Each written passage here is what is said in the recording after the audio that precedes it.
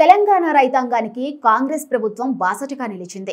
గత ఎన్నికల సమయంలో ఇచ్చిన మాట ప్రకారం వ్యవసాయ రుణాలను మాఫీ ప్రక్రియను ప్రారంభించింది రేవంత్ సర్కార్. హామీ ప్రకారం 2 లక్షల వరకు రుణాలను మాఫీ చేసే ప్రక్రియను ప్రారంభించారు. రైతులు వివిధ బ్యాంకుల ద్వారా తీసుకున్న వ్యవసాయ రుణాలను 3 విడతల్లో పూర్తి చేయనున్నట్లు ప్రకటించారు. ఇక ఇందులో భాగంగానే మొదటి విడతలో ₹1,00,000 వరకు రుణాలను మాఫీ చేశారు. తెలంగాణ ముఖ్యమంత్రి రేవంత్ రెడ్డి స్వయంగా రుణమాఫీని ప్రారంభించి లబ్ధిదారులతో ముచ్చటించారు. రుణమాఫీకి అర్హులైన 11,50,000 మంది రైతుల ఖాతాల్లో 6,098 కోట్ల నిధులు జమ చేసినట్లు ప్రభుత్వం ప్రకటించింది. ఇలా ఇప్పటికే ₹1,00,000 లోపు రుణాలున్న రైతుల ఖాతాల్లో డబ్బులు జమయ్యాయి. అయితే వివిధ కారణాలతో అన్ని అర్హతలున్నా కొందరికి రుణమాఫీ జరగలేదు. ఇలాంటి వారి కోసం ప్రభుత్వం ప్రత్యేకంగా రుణమాఫీ పర్యవేక్షణ, ఫిర్యాదు పరిష్కారం ఏర్పాటు చేసింది. ఇక రుణమాఫీ పథకానికి సంబంధించి రైతుల సందేహాలు, ఇబ్బందులను పరిష్కరించేందుకు వ్యవసాయ శాఖ ప్రత్యేకంగా ఓ విభాగాన్ని ఏర్పాటు చేసింది.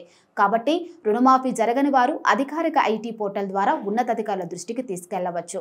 ఇక రుణమాఫీ సంబంధిత ఫిర్యాదుల స్వీకరణ కోసం క్షేత్రస్థాయిలో కూడా ఓ పరిష్కార విభాగాన్ని ఏర్పాటు చేశారు. మండల స్థాయిలో ఓ సహాయక కేంద్రాన్ని ఏర్పాటు చేశారు. ఈ మండల పరిధిలోని గ్రామాల రైతులు ఇక్కడ ఫిర్యాదు చేసుకోవచ్చు.